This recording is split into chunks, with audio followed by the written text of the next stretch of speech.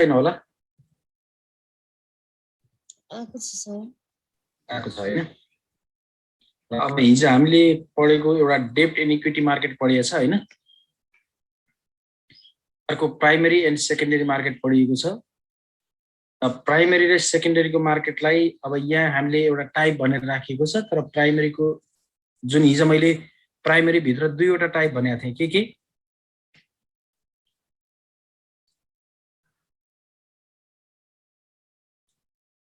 Primary भित्रको दुईवटा category के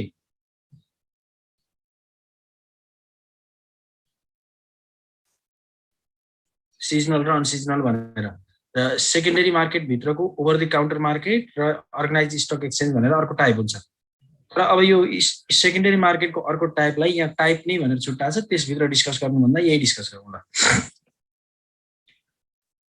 primary market and over the counter market भनेको छ अब sorry exchange and over the counter market भनेको छ यो एक्सचेन्ज मार्केट भन्नु र अर्गनाइज स्टक एक्सचेन्ज भन्नु एउटै हो है एउटा त्यहाँ क्लियर हुनु पर्यो कस्तो खालको मार्केटलाई एक्सचेन्ज मार्केट अथवा अर्गनाइज स्टक एक्सचेन्ज भनिन्छ भने जस्तै यो पार्ट भनेको सेकेन्डरी पार्ट मार्केट भित्रको टाइपमा पर्ने हो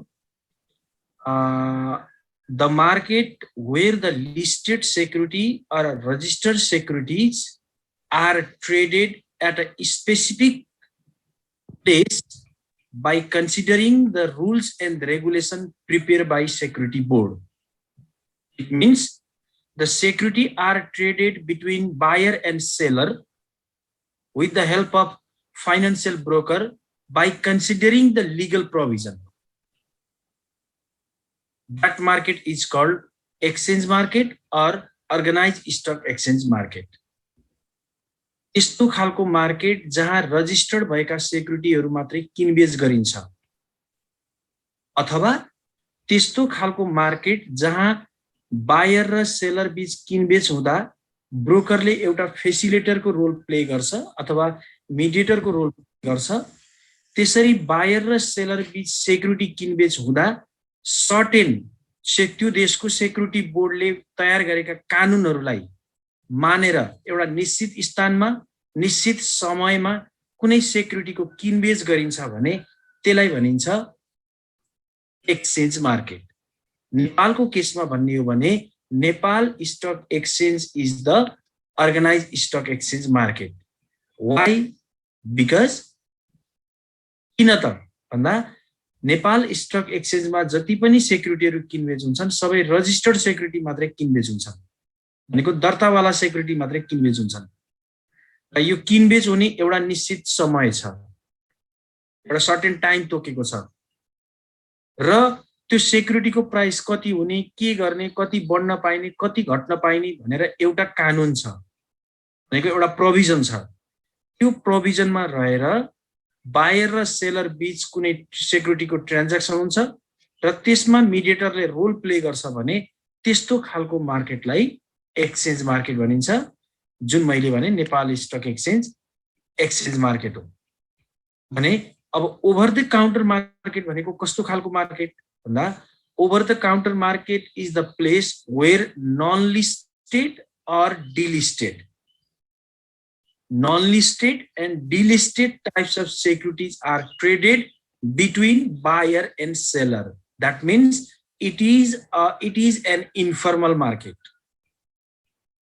It is an informal market. The price is negotiated between buyer and seller. There is no any legal provision. What should be the price of this stock? What is the maximum selling price? What is the minimum selling price? The price is not mentioned, but this price is determined by seller or buyer himself or herself. Such market is called over the counter market. And this market is not located at a specific place. In the case of Nepal, in over-the-counter market, listed and non-listed and delisted, all kinds of securities, all types of securities are traded. And this market is also operated by Nepal Stock Exchange. Further certain time period. For the certain time period, it means only 2 hours this market is open. Over the counter market भनेको कस्तो खालको market भन्दा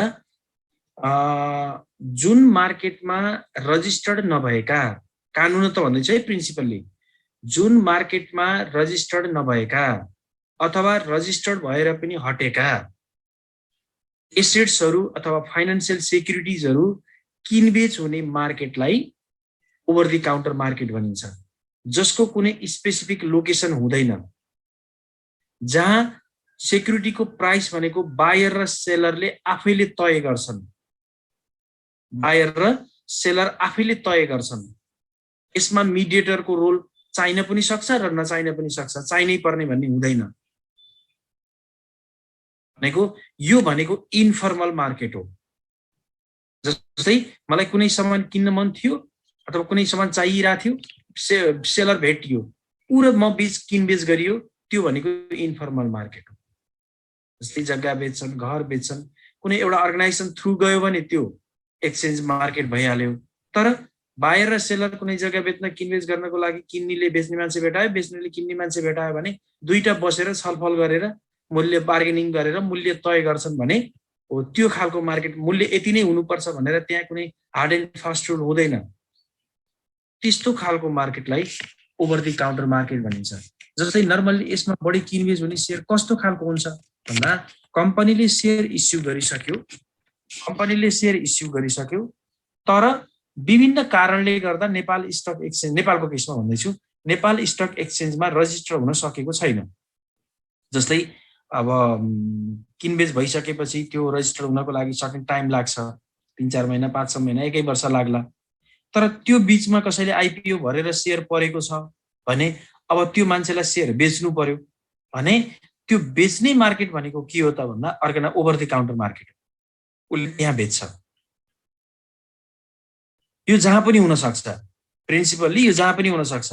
मैले share किने, कुनै कसैको IPO पर्यो, अब अर्को व्यक्ति कुनै त्यसलाई किन्न मन लागेको थियो तर पाएको रहेनछ, हामी दुईटा बीच भेट भयो र मलाई बेच्न परेको थियो, उसलाई किन्न परेको थियो त्यही कम्पनीको, हामी दुई बीच मूल्य तय भएर अब कति मूल्य छ भन्ने मार्केटमा यसको थाहा हुँदैन किन रजिस्टर्डै भएको छैन त भने त्यसरी बायर र सेलर बीच नेगोसिएसन गरेर कुनै पनि सेक्युरिटीको ट्रान्ज्याक्सन गर्छन् भने त्यसलाई ओभर द काउन्टर मार्केट भनिन्छ। जस्तै नेपाल स्टक एक्सचेन्जमा रजिस्टर्ड हुनको लागि सर्टेन क्राइटेरियाहरू छ।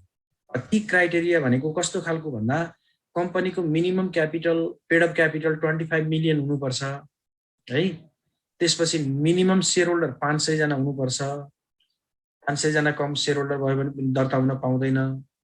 र कम्पनी नर्मल्ली त्यहाँ रजिस्टर हुनको लागि कम्पनीले रेगुलरली, अब पहिला त इस्यु गर्ने केसबाट सुरु हुन्छ।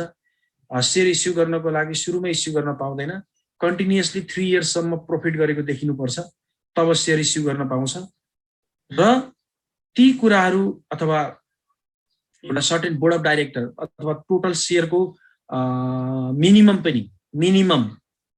25% शेयर पब्लिकलाई एलोड गरेको हुनुपर्छ, अब मात्रै नेपाल स्टक एक्सचेन्जमा रजिस्टर्ड हुन पाउँछ।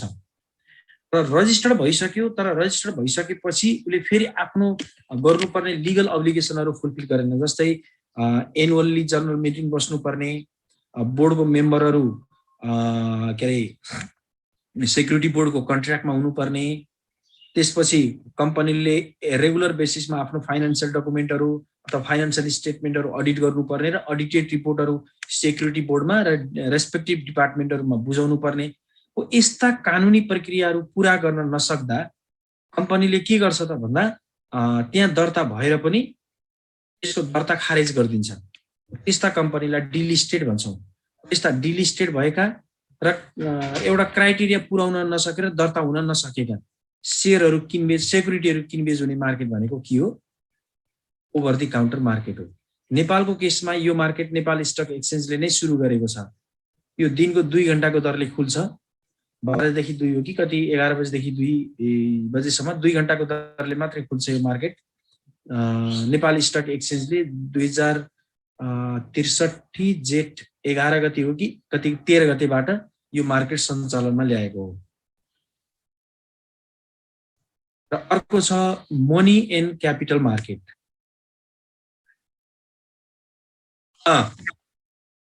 डिलिस्टेड हो।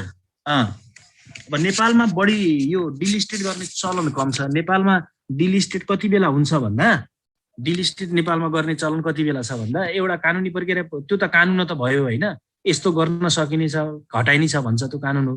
तर नेपालमा डिलिस्टेड भएको कस्तो भएको छ भन्दा मर्जर भएर जब दुईटा कम्पनी एउटा कम्पनी बन्छ नि, जस्तै ब्याङ्ककै केसमा भनौँ दुईटा ब्याङ्क मर्ज भएर एउटा ब्याङ्क बन्यो भने ती पहिलाका पुरानै दुईटा ब्याङ्कको सेयर के गरिदिन्छ, डिलिस्टेड गरिदिन्छ।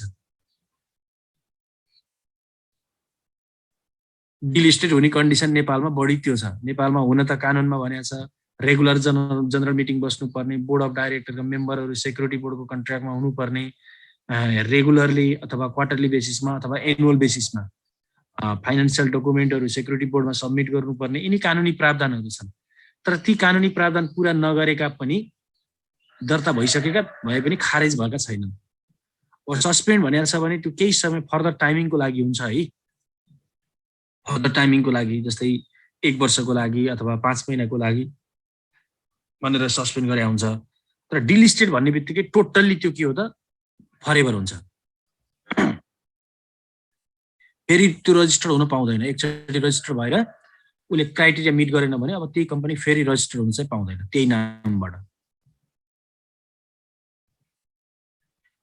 अर्को छ मनी एन्ड क्यापिटल मार्केट। अब कस्तो खालको मार्केट हो मनी मार्केट र क्यापिटल मार्केट भन्दा मनी मार्केटलाई हामीले सिम्पली भन्दा money market is the short term market where the securities are traded which life span is less than 1 year. If the securities life is less than 1 year or maximum 1 year, this type of securities are traded at a specific place and this place is called money market. In the case of Nepal, this market is handled by Nepal Rashtra Bank, Central Bank. And the instrument of money market is treasury bill, commercial paper, banker acceptance, letter of credit. These are the tools of money market. And what type of investor invest in money market? कस्तो खालको लगानीकर्ताले यहाँ लगानी गर्छ त भन्दा जसले risk लिन चाहदैन, जसको इन्भेस्टमेन्ट टाइम पिरियड भनेको भेरी सर्ट छ, उसले सर्ट पिरियडलाई मात्र इन्भेस्टमेन्ट गर्न चाहन्छ, उसले रिस्कलाई प्रिफरेन्स दिँदैन, उसले सर्टेन्टीलाई प्रिफरेन्स दिन्छ। अनि यस्तो रिस्क बियर गर्न नसक्ने इन्भेस्टरले इन्भेस्ट गर्ने मार्केट भनेको के हो त भन्दा मनी मार्केट हो। जसले जसको रिक्वायरमेन्ट भनेको एकदमै क्विकली क्यासमा अथवा लिक्विड चाहन्छ, लिक्विडिटी भएको सेक्युरिटीहरुमा उसले इन्भेस्टमेन्ट गर्न चाहन्छ, त्यस्तो खालको इन्भेस्टरले इन्भेस्ट गर्ने मार्केट भनेको के हो त मनी मार्केट हो। रिस्क कम भएको कारणले गर्दा यो मार्केट पनि के छ त यसमा रिस्क कम भएको कारणले गर्दा यो मार्केटको रिटर्न पनि अल्टिमेटली कम हुन्छ। भनेको सेक्युरिटीको लाइफ 1 वर्ष अथवा 1 वर्ष भन्दा कम लाइफ भएका सेक्युरिटीहरु जुन ट्रेजरी बिल भयो, नेपालको केसमा बढी प्रचलनमा यही नै छ। Treasury bill, commercial paper, banker acceptance, अरु पनि छन् धेरै टुल्सहरु छन्। ती टुल्सहरु जुन के रे इन्स्ट्रुमेन्टहरु जुन मार्केटमा किनबेच भएको छ त्यही मार्केट नै के हो त मनी मार्केट हो। र यसको नेपाल स्टक एक्सचेन्ज जस्तै भनेर मनी मार्केट कुनै स्पेसिफिक प्लेसमा चाहिँ इस्टाब्लिश भएको छैन। यसले गर्नुपर्ने एक्टिभिटी सबै कसले गर्छ? नेपाल राष्ट्र बैंकले गरेको छ नेपालको पर्सपेक्टिभमा। अब क्यापिटल मार्केट भन्ने बित्तिकै त अब त्यसको just reverse, the market which life span the securities which life span is more than 1 year, that type of securities are traded at the place. This place is called capital market. In the case of Nepal, Nepal Stock Exchange is the capital market because there is only long-term securities are traded between buyer and seller. The investor who wants to take an additional risk to receive the additional return, it means higher return, such investor always prefer the capital market instrument like equity share, bond, preferred stock, and so on. In the case of Nepal, this market is located at a specific place, and Nepal Stock Exchange is a capital market. And due to the higher risks, it also provide a higher rate of return to the respective investor. यो मार्केटमा अब यो market कस्तो खालको भन्दा जुन सेक्युरिटीहरुको life span 1 वर्ष भन्दा बढी छ यस्ता लङ टर्म सेक्युरिटीजहरु जुन बजारमा किनबेच हुन्छ त्यो किनबेच हुने बजारलाई हामीले के भन्छौं क्यापिटल मार्केट भन्छौं। क्यापिटल मार्केटमा किनबेच हुने इन्स्ट्रुमेन्टमा स्पेशली बढी भनेको इक्विटी शेयर जसलाई कमन स्टक भनिन्छ, equity share, preferred stock, bond भनेका के हुन् त भन्दा क्यापिटल मार्केटका इन्स्ट्रुमेन्टहरु भए। यहाँ लगानी गर्ने लगानीकर्ताहरु कस्तो खालको हुन्छन् भन्दा रिस्क लिन सक्ने, चाहने होइन कि सक्ने, चाहन त कसले चाहन्छ र रिस्क लिन सक्ने क्यापासिटी भएका इन्भेस्टरहरुले यो मार्केटमा लगानी गर्न चाहन्छन्, लगानी गर्छन् र रिटर्न रिस्क बढी भएको कारणले गर्दा यो मार्केटको रिटर्न पनि के हुन्छ बढी हुन्छ। नेपालको सन्दर्भमा नेपाल स्टक एक्सचेन्जलाई क्यापिटल मार्केटको रूपमा चिनिन्छ।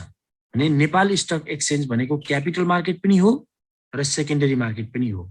सेकेन्डरी मार्केट कुन सेन्समा भन्दा आउटस्ट्यान्डिङ शेयर किनबेच हुने मार्केटको रूपमा सेकेन्डरी भनियो। मनी क्यापिटल मार्केट कुन सेन्समा भन्दा यहाँ किनबेच हुने सेक्युरिटीको लाइफ 1 वर्ष भन्दा बढी भएको कारणले। त्यसकारण Nepal stock exchange is a secondary market as well as capital market.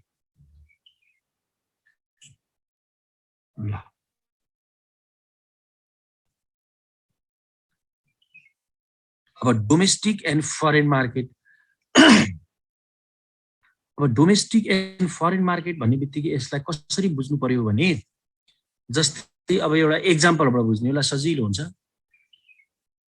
Nepal stock एक्सचेन्जमा जति पनि शेयरहरुको किनबेच हुन्छ त्यो किनबेच हुने शेयरहरु खरिद गर्नको लागि नेपाली नागरिक बाहेक अरु नागरिकले खरिद गर्न पाउँछ कि पाउँदैन?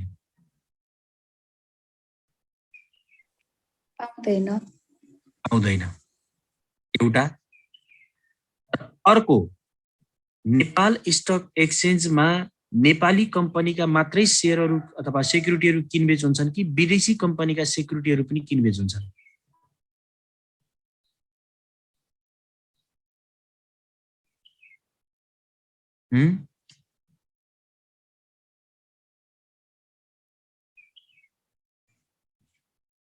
मैले दुईटा क्वेशन सोधेँ, एउटा क्वेशनको एन्सर आयो, एउटाको आएको छैन। हजुर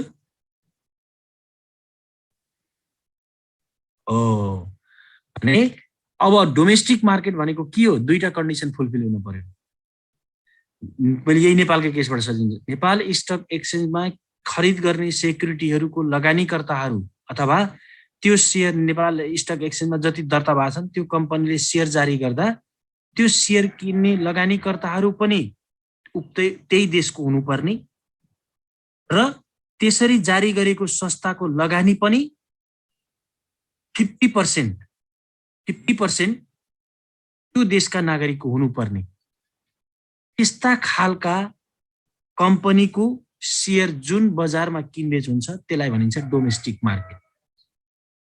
नेपाल स्टक एक्सचेन्ज भनेको प्योरली डोमेस्टिक मार्केट हो। यहाँ नेपाल स्टक एक्सचेन्जमा जति पनि शेयर किनबेच गरिन्छ नेपाली नागरिक बाहेक विदेशीले लगानी गर्न पाउँदैन। इभन अहिले त एनआरएनलाई त अझै परमिसन दिइसकेका छैन फुल्ली, हैन? एउटा। अर्को भनेको त्यहाँ जति पनि दर्ता भएका छन् सेक्युरिटीहरु ती दर्ता भएका सेक्युरिटीहरु के छैनन् त भन्दा नेपाली लगानीकर्ताको लगानी नभएर सबै विदेशी कम्पनीहरुको लगानी भएका कम्पनीहरु एउटा पनि छैन। विदेशी कम्पनीको लगानी छ तर त्यसमा 50% नेपालीहरुको छ।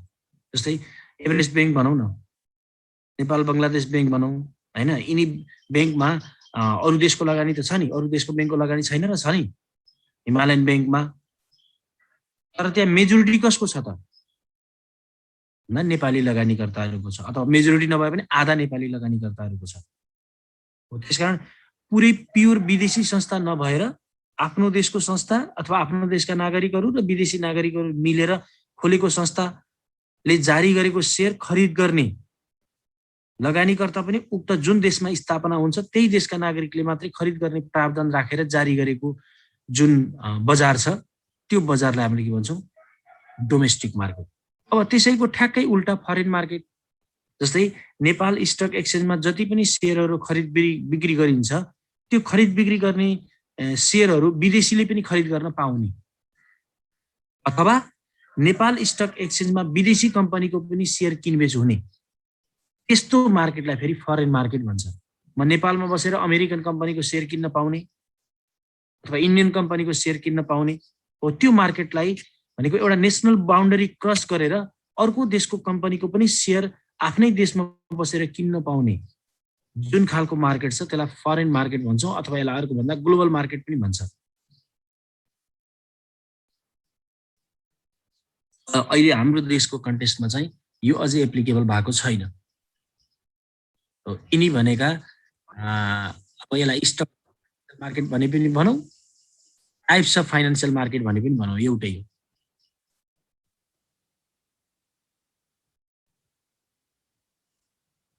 हुँदैन हामीले अब त्यो आउँछ, अहिले एकछिनपछि आउँछ। अब त्यो मार्केट भनेको कस्तो हो भन्दा, त्यो मार्केट भनेको कस्तो खालको मार्केट हो भन्दा हामीले अमेरिकन कम्पनीको शेयर उही किन्ने त यहाँ नेपालमा किनबेच त हुँदैन, उहीबाट हामीले अनलाइन थ्रु उहीबाट किनिरहेछौँ भने हामीले पेमेन्ट पनि डलरमै हुनुपर्छ। तर विदेशी कम्पनीको नेपालमा किनबेच भएको छ भने फेरि पेमेन्ट नेपाली रुपिसमै हुने भयो भने जुन देशमा को किनिन्छ त्यही देशको करेन्सीमा पेमेन्ट हुन्छ कि, बुझियो?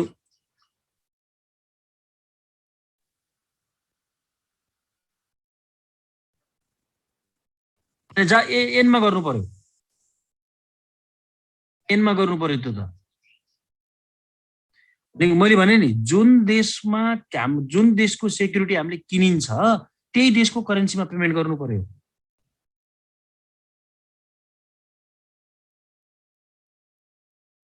हुनसक्छ अब त्यो देशको कानुनले के गर्न सक्छ भन्दा वर्ल्ड वाइड एक्सचेन्ज हुने युएस करेन्सी अब युएस डलरलाई बेस मान्न के अरे लिन पनि सक्छ, तर त्यो देशको कानुनले दिएको छ कि छैन भन्ने कुरा मात्रै हो।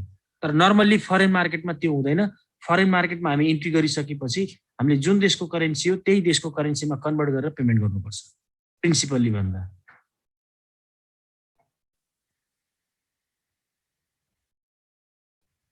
त्यही देशको कन्ट्रीको बेसिसबाट हुन्छ। प्राइस बढे पनि घटे पनि, सपोज प्राइस बढ्दै गयो तर एक्सचेन्ज रेटको कारणले गर्दा कहिले काहीँ उल्टै हामीलाई लस पनि हुनसक्छ। उता सेक्युरिटीको प्राइस बढेको छ है, यता एक्सचेन्ज रेट घट्दा हामीलाई के हुनसक्छ, लस हुनसक्छ। त्यही भएर यो अलि रिस्की चाहिँ छ। यसमा दुईटा पार्ट बढ्नु पर्यो कि होइन, गेन हुनको लागि होइन र, क्यापिटल गेन हुनको लागि हामीलाई दुईटा पार्ट बढ्नु पर्यो नि त। के सेक्युरिटीको प्राइस मात्रै बढेर हामीलाई गेन भयो त?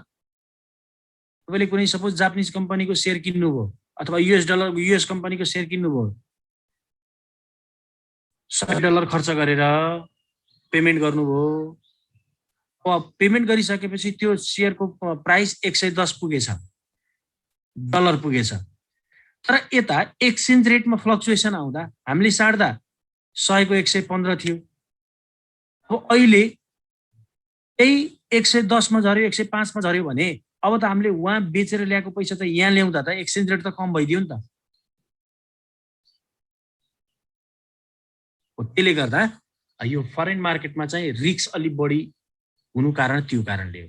दुईटा कुरालाई कन्सिडर, एउटाले मात्रै प्रफिट डिटरमाइन गर्ने भएन कि त प्रफिट डिटरमाइन गर्नको लागि एक्सचेन्ज रेट कन्स्टेन्ट हुनु पर्यो, नेपाल र इन्डियाको जस्तो कन्स्टेन्ट रेट भइदियो भने ढुक्क भयो, सेक्युरिटीको प्राइस मात्रै बढी पुग्छ। होइन भने त एक्सचेन्ज रेट कि कन्स्टेन्ट हुनु पर्यो कि बढ्नु पर्यो। तर सेक्युरिटीको मार्केट कन्स्टेन्ट भएर, सेक्युरिटीको प्राइस कन्स्टेन्ट भएर कहिलेकाहीँ गेन पनि हुन्छ फेरि बेच्दा, किन भन्दा एक्सचेन्ज रेटको कारणले गर्दा। अब त्यसलाई हामीले सेक्युरिटीको गेन नभनेर एक्सचेन्ज रेटको गेनतिर लैजान्छौँ। ल यसलाई टाइप्स भने पनि भन्नुहोस्, यसलाई स्ट्रक्चर भने पनि भन्नुहोस्। यस्तो खालको स्ट्रक्चर छ फाइनेन्सियल मार्केटको। नर्मली वर्ल्ड वाइड यो प्याटर्नमा फाइनेन्सियल मार्केट अपरेट हुन्छ।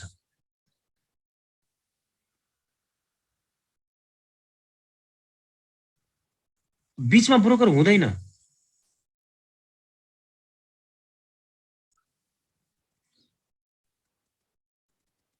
हो यो भनेको यसरी बुझ्नुहोस् कि सपोज मसँग जग्गा छ हैन, मेरो कुनै एउटा प्लट छ, मैले त्यो प्लट बेच्न चाहन्छु।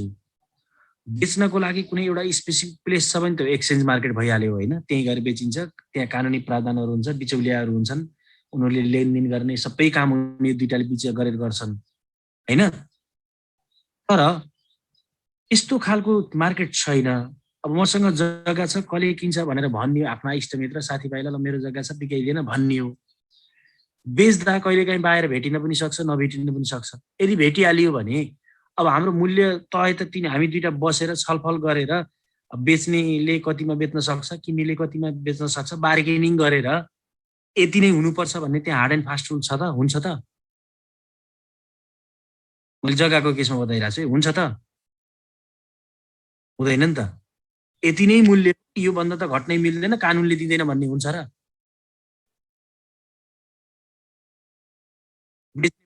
बेच्ने मान्छे रेडी हुनु पर्यो, किन्ने मान्छे रेडी हुनु पर्यो, सकियो।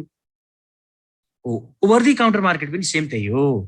ओभर दि काउन्टर मार्केट पनि कम्पनीले सेयर इस्यु गर्यो र नेपाल स्टक एक्सचेन्जमा रजिस्टर्ड भएको छैन र जसले सेयर किनेको छ उसलाई क्यास चाहियो, बेच्नु पर्यो। रजिस्टर्ड भएको भए पनि नेपाल स्टक एक्सचेन्जमा बेच्नु हुन्थ्यो, तर रजिस्टर्ड भएको त छैन भने अब त्यस्तो कन्डिसनमा हामीले ऊ बायर छ उसलाई हामीले खोजेर हामीले बेच्नुपर्छ। तर अहिले नेपालमा के गरिदिएको छ भन्दा यस्ता खालका सेक्युरिटी बेच्न पनि एउटा नेपाल स्टक एक्सचेन्जको एउटा प्लेटफर्म उपलब्ध गराएको छ कि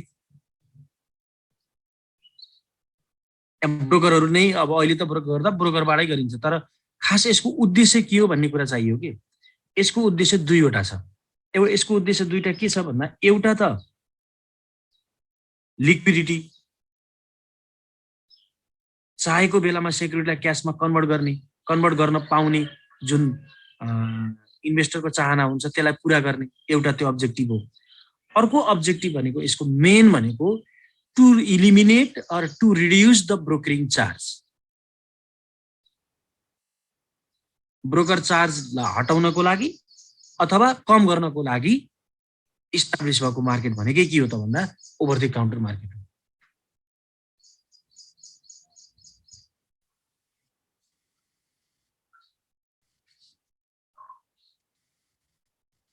हुँदैन, कुनै त्यहाँ कुनै टर्म एन्ड कन्डिसनै हुँदैन त। यो त बायर र सेलरले आफ्नो रिस्कमा सेक्युरिटी बेच्ने हो,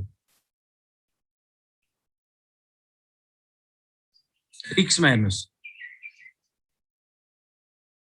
यसको उद्देश्य भनेकै के हो त भन्दा नर्मल्ली यो अलिअलि नेपालमा बढी कहाँ एप्लाई भएको छ भने बोन्डमा बढी एप्लाई हुन्छ के। नर्मल्ली अरू जस्तो सेयर जस्तो रजिस्टर्ड छिटो हुँदैन, बोन्ड रजिस्टर्ड हुनको लागि अलिक टाइम लाग्छ होइन। र यसको लगानीकर्ताहरू पनि के हुन्छन्, लार्जर इन्भेस्टर हुन्छन्, ह्युज इन्भेस्टरहरू हुन्छन्, ठुलो ठुलो लगानीकर्ताहरू हुन्छन्। अब उसलाई पैसा चाहियो, मैले बोन्ड किनेको छु करोडौँको, अब कुनै एउटा व्यक्तिले किन्न सक्दैन।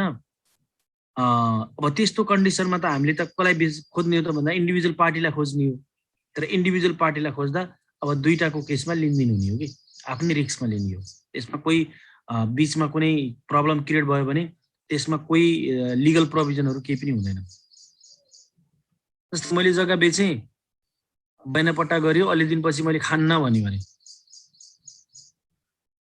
त्यहाँ रिस्क, त्यहाँ कुनै कानुन छ त? छन त छ। अब त्यसका बैना गरेको छ भने बैना फिर्ता गर्नु के अरे फिर्ता नहुने दुनियाँदार हुन्छ नि त। रिस्क आफ्नै रिस्कमा हो नि त। पछाडि कानुनी उपचार लिने ठाउँ त छँदैछ। तर नर्मल्ली जति हामीले over the counter organise stock एक्सचेन्जमा हामीलाई जति सहज हुन्छ त्यो सहज चाहिँ हुँदैन कि यसमा। यो किन इस्टाब्लिस गरेको भन्दा खास मैले भन्ने एउटा इन्भेस्टरले चाहेको समयमा क्यास उपलब्ध गराओस् भन्ने चाहना हो है, चाहना। र अर्को भनेको कमिसनलाई कम गर्नको लागि, अर्को भनेको जस्तै रजिस्टर्ड भएर इस्यु गरेर रजिस्टर हुनको लागि सर्टेन टाइम कन्ज्युम हुन्छ, त्यो टाइमिङसम्म पनि इन्भेस्टरलाई पैसा चाहिएको हुन सक्छ। यस्ता खालका इन्भेस्टरलाई पनि फोकस गरेर बिचमै छिटो पैसा चाहिने अवस्था आयो, रजिस्टर हुन टाइम लाग्ने भयो भने त्यो अवस्थामा पनि उनीहरूलाई लिक्विडिटीको प्रब्लम नगराउन त भन्ने हिसाबले यो मार्केट इस्टाब्लिस गरे हो।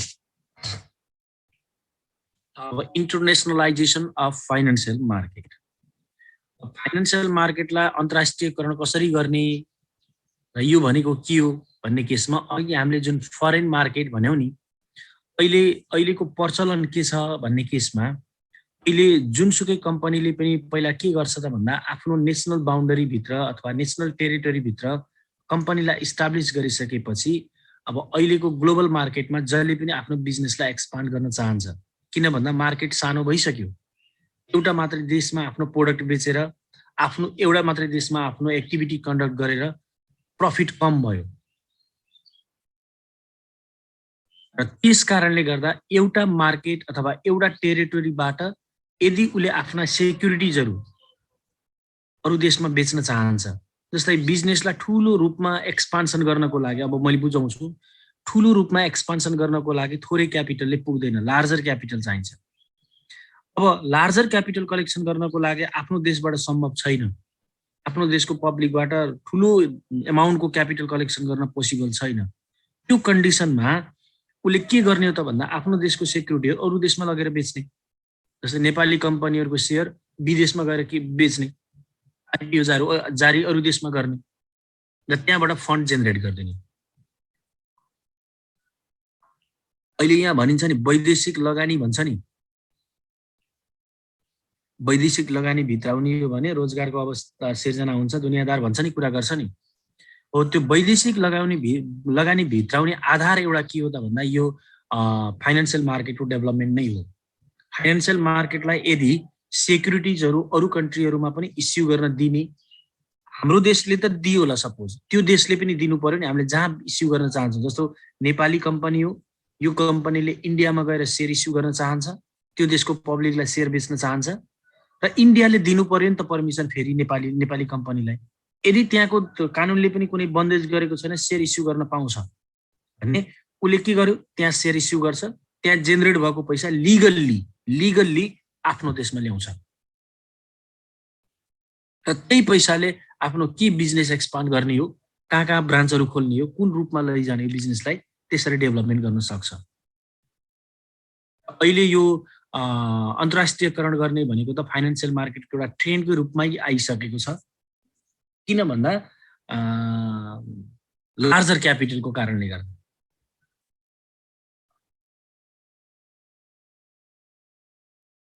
the jurisdiction of the single country, अघि मैले भनेको थिएँ नि, फन्ड रेज गर्दा इन्टरनेसनल के अरे यो जुन अघि मैले कुरा गरेको थिएँ नि, यो कम्पनीहरूलाई अथवा फाइनान्शियल मार्केटलाई अन्तर्राष्ट्रियकरण गर्ने भन्ने कुरा जुन गरेको थिएँ, त्यो पोसिबल कसरी हो त भन्दा raising the fund by selling the security outside the jurisdiction of the single country. एउटा कन्ट्रीमा मात्रै सेक्युरिटी नबेचेर यदि अरू कन्ट्रीहरूमा पनि सेक्युरिटी बेच्छ भने त्यसरी नै फाइनान्शियल मार्केट अन्तर्राष्ट्रियकरण हुने हो, इन्टरनेसनलाइजेसन हुने हो। अन्यथा अरू कन्डिसनबाट यसलाई अन्तर्राष्ट्रियकरण गर्ने शाखा खोलेर मात्रै होइन। हामीले नर्मल्ली कुनै एउटा देशले अथवा देशमा स्थापना भएको कम्पनीले अर्को देशमा शाखा खोल्यो भने अब अन्तर्राष्ट्रियकरण गर्यो भन्ने होइन। अन्तर्राष्ट्रियकरण गर्नका विभिन्न प्रिन्सिपलहरू हुन्छन्, ती मध्ये एउटा प्रिन्सिपल के हो, अरू देशको नागरिकलाई पनि सेयर होल्डरको रूपमा स्वीकार गरेर त्यो देशको नागरिकहरूबाट फन्ड कलेक्सन गरेर आफ्नो देशमा ल्याउनु, यो पनि एउटा मेथड हो। अब यसको लागि धेरै मेथडहरू छन्, ती के हुन् त भन्दा international bond market, euro bond market, euro currency market and the international stock market. अब यहाँ भएका टर्मिनोलोजीहरू है यिनी, अब यो युरो बोन्ड मार्केट र युरो करेन्सी मार्केट भनेर बढी एप्लाई गरेको छ। स्लाइड आएको छ? अच्छा सर। ल म पहिला कुरा गर्छु यहाँ युरो बोन्ड मार्केट र युरो करेन्सी मार्केटबाट म कुरा गर्छु। अघि सतीशले हो कि कसले कुरा गरेको थियो, युरो बोन्ड मार्केट भनेको कस्तो खालको मार्केट हो भने मैले पहिला एउटा यसको एक्जाम्पल दिन्छु, त्यसपछि बल्ल क्लियर गर्छु।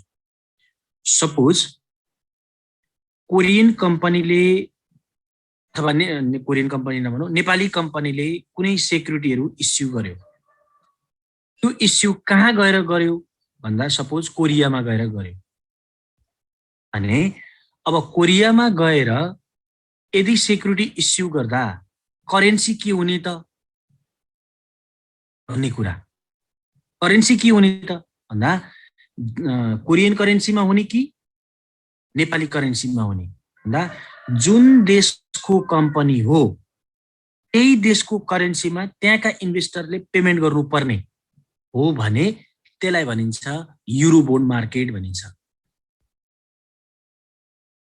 यदि कोरियन कम्पनीले कुनै सेक्युरिटी इस्यु गर्यो नेपालमा इस्यु गर्यो भने पनि कोरियन करेन्सीमा, जापानमा इस्यु गर्यो भने पनि कोरियन करेन्सीमा, अमेरिकामा इस्यु गर्यो भने पनि कोरियन करेन्सीमा, जुन देशमा इस्यु गरेर त्यहाँको पब्लिकबाट फन्ड कलेक्सन गर्छ आफ्नै देशको करेन्सीमा हुनुपर्ने। यो कारण के हो त, रिजन के हो त भन्दा यदि उले सेक्युरिटी इस्यु गर्यो, इस्यु गरिसकेपछि त्यो फन्ड ल्याउनको लागि सर्टेन टाइम कन्ज्युम हुन्छ र उले जति रुपियाँ कलेक्सन गर्छु भनेर टार्गेट लिएको थियो त्यो टार्गेट लिइसकेपछि त्यही अनुसारको सेक्युरिटी इस्यु गर्यो तर एक्सचेन्ज रेटमा आएको फ्लक्चुएसनले गर्दा त्यति एमाउन्ट उले ट्रान्सफर गर्न सकेन। हुन सक्छ कहिले बढी गर्न सक्छ कहिले कम गर्न सक्छ, हामीले त्यो कुरा हेर्दैनौँ, बढी गर्दा फाइदै भयो कम गर्दा घाटा लाग्यो त्यसरी हेर्दैनौँ। उले रिक्वायर क्यापिटल कलेक्सन गर्नको लागि जति सेयर इस्यु गरेको छ, जति बोन्ड इस्यु गरेको छ त्यो बोन्ड बराबरको पैसा आफ्नै देशको करेन्सीमा, जुन देशको कम्पनी हो त्यही देशको करेन्सीमा इन्भेस्टरले पेमेन्ट गर्ने भनेर इस्यु गरेको मार्केटलाई हामीले के भन्छौँ, युरो बोन्ड मार्केट भनिन्छ। यसमा एक्सचेन्ज रेटले कुनै पनि फ्लक्चुएसन के अरे एक्सचेन्ज रेटले कुनै पनि के गर्दैन, रोल प्ले गर्दैन। किन रोल प्ले गरेन भन्दा अब नेपालमा बेचे पनि नेपाली नै पाउने हो, अब चाइनामा बेचे पनि नेपाली नै पाउने हो, इन्डियामा बेचे पनि नेपाली पैसामै पाउने हो भने एक्सचेन्ज रेट जति घटबड होस् कम होस् उसको मतलबको विषय भएन। इन्भेस्टरले नै के गर्ने भयो त भन्दा करेन्सी एक्सचेन्ज गरेर त्यही अनुसारको पैसा बुझाउने भयो भने उसको कलेक्सन एमाउन्ट के हुने भयो, फिक्स्ड हुने भयो। भने युरो करेन्सी भनेको फेरि ठ्याक्कै उल्टा, ठ्याक्कै उल्टा भनेको त्यसैको उल्टा त नभनौँ। जस्तै अब एक्जाम्पल दिन्छु मैले, सजिलो हुन्छ। हामी नेपालमा गएर कुनै ब्याङ्कमा खाता खोल्यौँ भने खाता सञ्चालन गर्नको लागि करेन्सी डिनोमिनेसन के हो?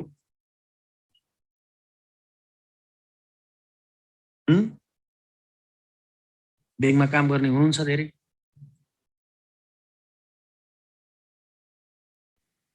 एनपिआर हो होइन? अब इन्डियामा गयो भने आइएनआर हो, अमेरिकामा गयो भने युएस डलर हो, जापानमा गयो भने जापानिज येन हो। र अमेरिकाको ब्याङ्क बाहेक अरू जुनै सुकै देशको ब्याङ्कमा खाता सञ्चालन गर्दा यदि डलरमा खाता सञ्चालन हुन्छ भने त्यसलाई भनिन्छ युरो करेन्सी मार्केट भनिन्छ।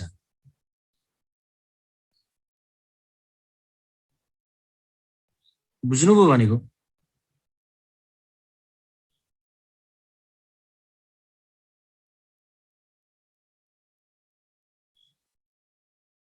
अमेरिकाको ब्याङ्कमा खाता खोल्दा त डलरमै हुन्छ नि, त्यो देशको करेन्सी डलर हो भनेपछि त त्यहाँ त कुरा गर्नै परेन।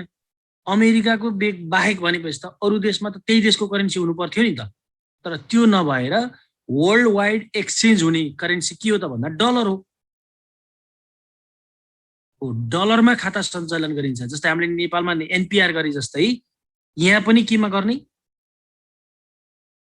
डलरमा।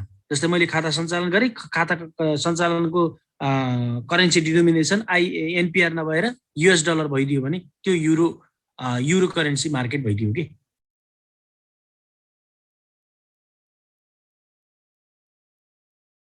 अघि भनेको इन्टरनेसनल बोन्ड मार्केट र इन्टरनेसनल स्टक मार्केट भनेको त फरेन मार्केटको कुरा गरेको हो यसले। अब त्यतातिर नजाउँ, यहाँ नयाँ आएको भनेको यिनी दुईटा भएको हुनाले युरो मार्केट र युरो करेन्सी मार्केटमा फरक के भन्दा युरो बोन्ड मार्केट भनेको जुन कम्पनीले बोन्ड इस्यु गरेको छ, जुन देशको कम्पनीले बोन्ड इस्यु गरेको छ त्यो देशको करेन्सीमा नै फन्ड रिसिभ हुन्छ भने त्यसलाई भनिन्छ युरो बोन्ड मार्केट। भने युरो करेन्सी मार्केट भनेको कुनै पनि इन्भेस्टरले अमेरिकाको बैंक बाहेक अरू देशको बैंकमा एकाउन्ट ओपन गर्दा यदि डलरमा एकाउन्ट ओपन गर्छ र यो ट्रेडिङ हुन्छ, ख्याल गरौँ फेरि युरो करेन्सी ट्रेडिङ हुन्छ। मैले डलरमा खाता सञ्चालन गरेको छु भने अब मैले त्यो ट्रेडिङ गर्न पाउँछु, त्यो पनि किनबेच हुन्छ, शेयर किनबेच भए जस्तै।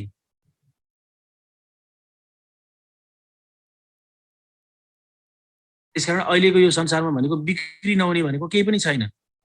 कुनै प्रोडक्ट त बिक्री हुन्छ त्यो थाहा भएकै कुरा हो। यहाँ प्रोडक्ट नभएर एउटा फिल गरेको कुरा, एउटा डकुमेन्टलाई पनि हामीले अहिले के गर्न लाग्छौँ त भन्दा एग्रिमेन्टलाई पनि बिक्री गर्न लागिरहेका छौँ।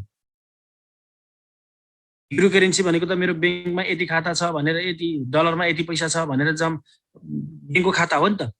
तर त्यही एकाउन्टमा भएको चेक, जुन हामीले चेक इस्यु गर्छौँ, चेक काट्छौँ, त्यो चेक किनबेच हुन्छ। किन भन्दा एक्सचेन्ज रेटमा किनबेच हुन्छ कि त्यो। भोलि त जुन देशमा लगेर पनि जस्तै हामी गरिन्छ नि, कोही विदेश गएको छ भने ट्राभलर चेक बनाउँछ नि, हो त्यो ट्राभलर चेक भनेको के हो त भन्दा युरो करेन्सी हो, जुन देशमा गए पनि साटिने।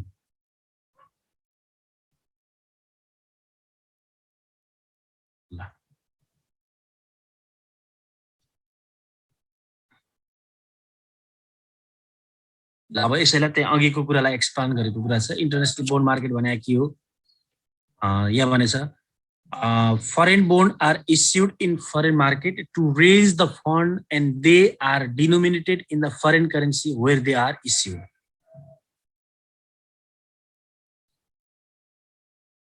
And foreign bonds are issued in foreign market to raise the fund and they are denominated in foreign currency where they are issued.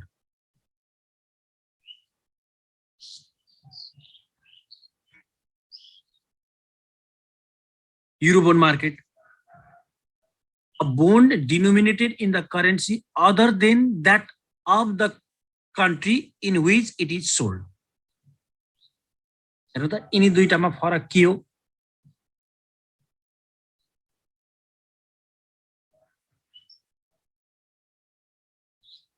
ल भनौँ त युरो बोन्ड मार्केट र इन्टरनेसनल बोन्ड मार्केटमा के फरक रहेछ?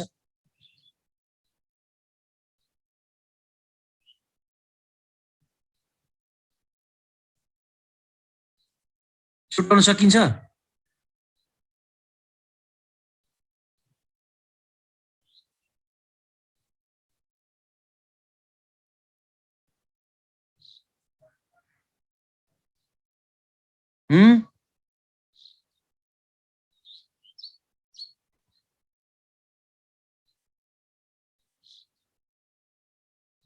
शून्य छैन कि के हो?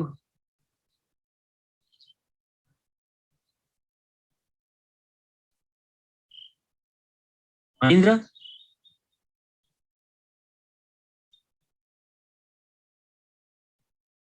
इन्द्र हजुर सर, फरक छुटाउन सकिन्छ यिन दुईटामा?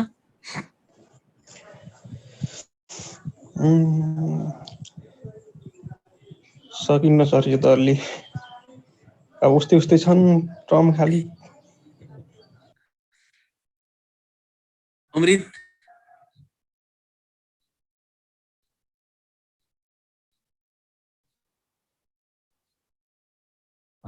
चन्द्रिका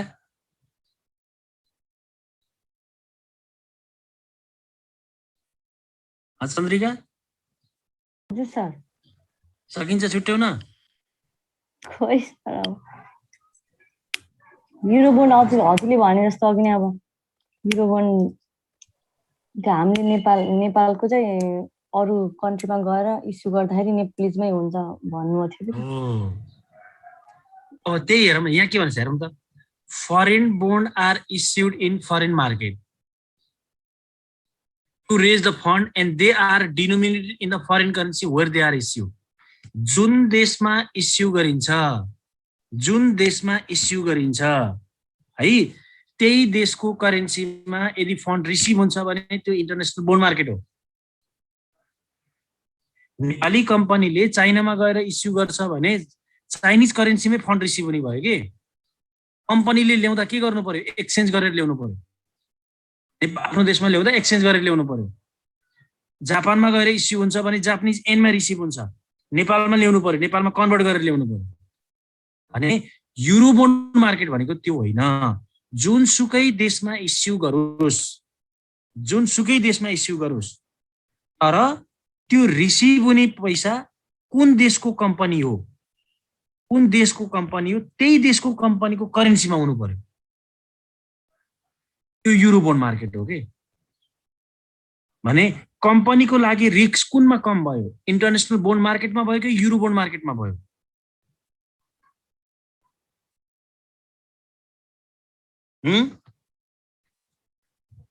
कम्पनीको लागि फन्ड रेज गर्दा रिस्क कुनमा कम भयो?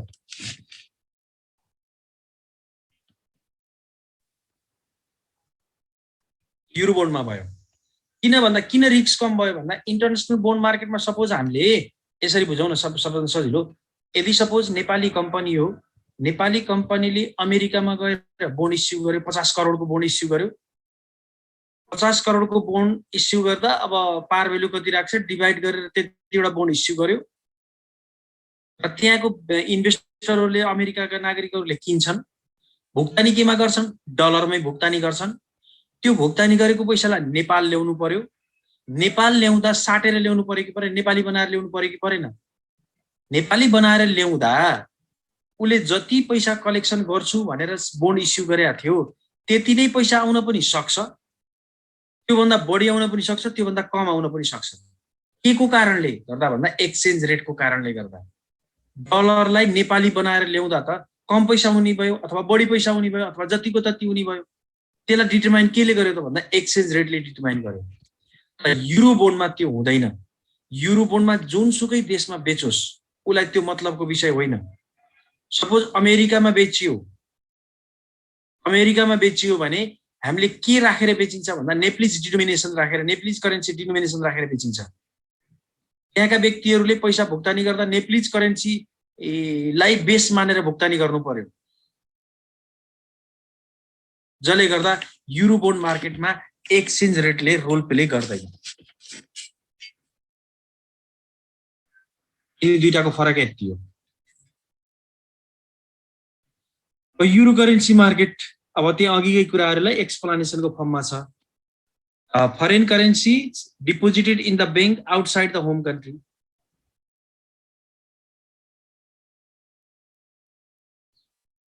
आउटसाइड द होम कन्ट्री भनेको हामीले कसलाई भनेका छौँ त यहाँ भन्दा अमेरिकालाई। होम कन्ट्री भनेको यहाँ अमेरिका। किन भन्दा डलर भनेको त अमेरिकाको हो, युएस डलर भन्न त अरूकोलाई पनि डलर भन्छ भन्दा युएस डलर हो। त्यो युएस अमेरिकामा बाहेक अरू देशमा खाता सञ्चालन यदि डलरमा हुन्छ भने त्यसलाई भनिन्छ युरो करेन्सी मार्केट। यो अघि नै आइसकेको छ। The most important of the euro currency are euro dollars, which are US dollars deposited in foreign bank outside the United States or in the or in foreign branch of US bank. गरेकै कुरा छ। अब function of financial इन्टरमिडिएरी छ।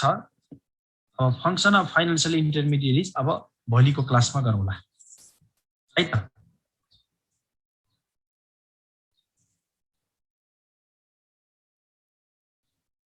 आजलाई यति गरौँ।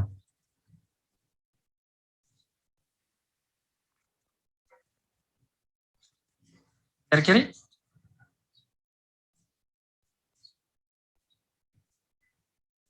कुन अरे सतीश? इन्टरनेसनल बोन्ड मार्केट र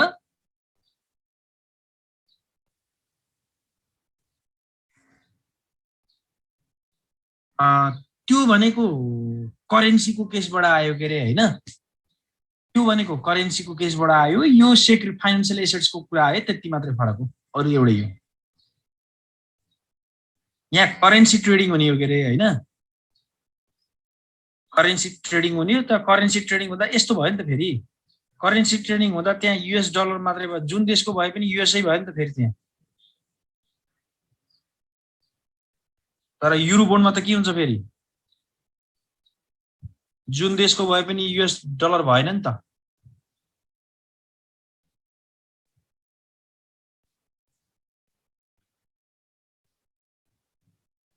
युरोबोन्ड मार्केटमा त जुन देशको कम्पनी त्यही देशको कम्पनी करेन्सीमा भयो भने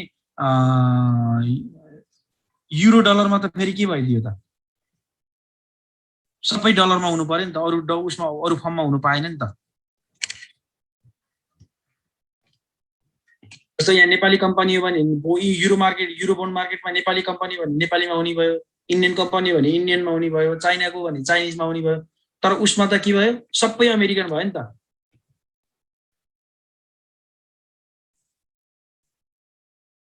त्यो कारणले ल अरू पार्ट अब चाहिँ भोलिको क्लासमा गरौँ ल।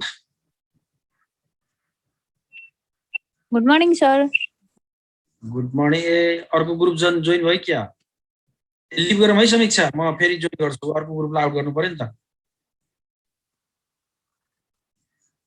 अब अर्को सेकेन्ड सेमको सुरु भयो नि।